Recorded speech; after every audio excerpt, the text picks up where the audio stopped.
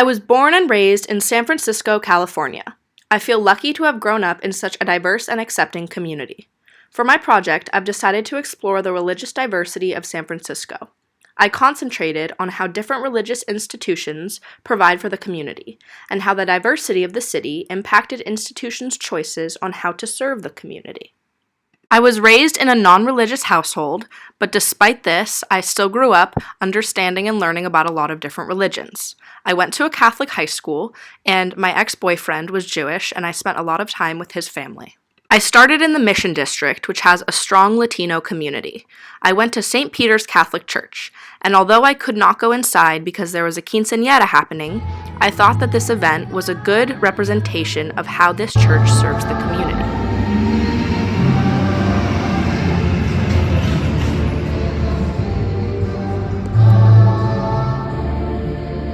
I then visited her church, an institution known for its purple exterior. The mission of her church is to embody and voice the prophetic word and wisdom of the divine feminine to self, the church, and the world. Her church emphasizes spirituality wholeness through art and music within their services and teachings. I sat down with Pastor Stacy Bourne to learn more.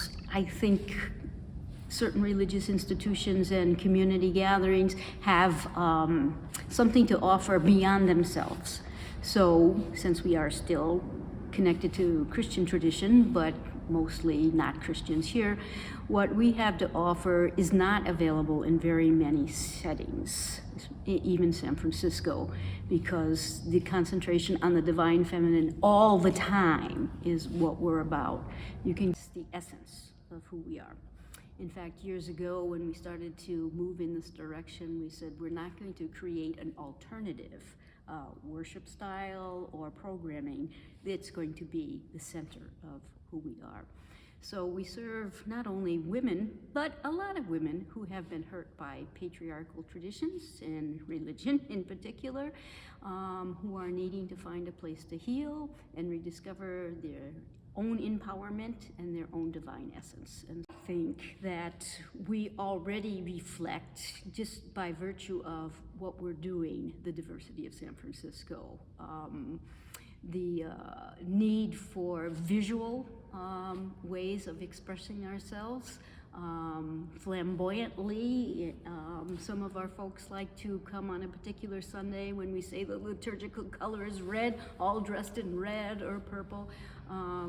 We, as a community of people, small as it may be, have participated in gay pride and what we have tomorrow, for example, in our liturgy as well, the Transgender Day of Remembrance and so forth.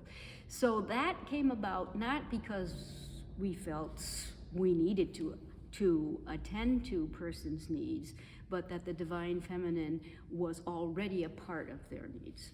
With an emphasis on tactile spirituality, her church offers many different art classes, such as soul collage and devotional journaling. This was my favorite art piece, a clay collection called The Sacred Cunt. I attended a Zoom held by the Japanese Buddhist church. It was a service in memory of women Ashini and Kakushini of the Shinran family. We reflected upon the leadership and lives of these Buddhist women and heard talks about Dharma as well as the Nimbetsu teaching. Following the teachings of the Buddha, discerning the right path, I shall spread the true Dharma. Express that gratitude, to share that with others so that they may hear it, but not just to hear these words, Namo Amida Butsu, but to encounter through those words the working of Amida Buddha's great compassion. I next visited St. Anthony's Catholic Church in the Tenderloin. Their mission statement states, "In the spirit of the gospel, inspired by the joy and compassion of Francis and Clare of Assisi, in solidarity with all who hunger and thirst for justice and peace, and together with those who we serve, our mission is to feed, heal, shelter, clothe, lift the spirits of those in need, and create a society in which all persons flourish." I spoke with Christopher Pellew, manager of St. Anthony's Dining Room. Our foundation provides free meals to anyone that wants it or needs it. We have a free clothing program. We offer a hygiene hub service, which gives out free showers and laundry. We have a daytime shelter at the church. It's called St. Clare's Care. So from 6 to 2:30, anyone can sleep in there. It's a safe place to rest during the daytime. Tenderloin District, if anyone's not familiar with it, it's a very rough neighborhood. There's a lot of drugs, there's a lot of violence, there's a lot of theft, there's a lot of dangerous people out here. So we as a foundation find it very important to have a safe space for individuals that are looking for it.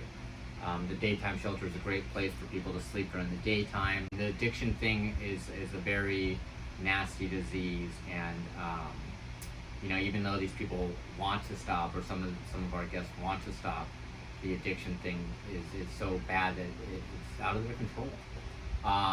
So having this place where they can get a meal for free and have resources to live, I think is very important for us to be right here, right now. I next visited the Vendetta Society of Northern California, located in Pack Heights. So the Vedanta Society is a Hindu temple. It's a place that allows people to receive religious instruction and pursue spirituality in whatever way appeals to them. Very nice thing about San Francisco is that it is so diverse, both ethnically, racially, socioeconomically. There's folks from all walks of life, and the temple's open to them all. And you see that mix reflected in our congregation. One of the fundamental beliefs of Hinduism is that there's no one path or one right way or must-do way. You know, each of us kind of chooses our own spiritual path based on, you know, what appeals to us. And so the temple, this particular temple, is very open in that way. The Vendetta Society also has a retreat property in Marin. These apples are from their orchard. There are different gatherings such as Krama Yoga, service days, and a 3-day retreat on Memorial Day. The first 2 days of the retreat are focused on the congregation and talks from swamis affiliated with this temple and other affiliated temples around the world. The 3rd day is an interfaith day, in which interfaith leaders are invited to talk. We organized a phone call with Rabbi Joel Lamdell from Congregation Adath Israel.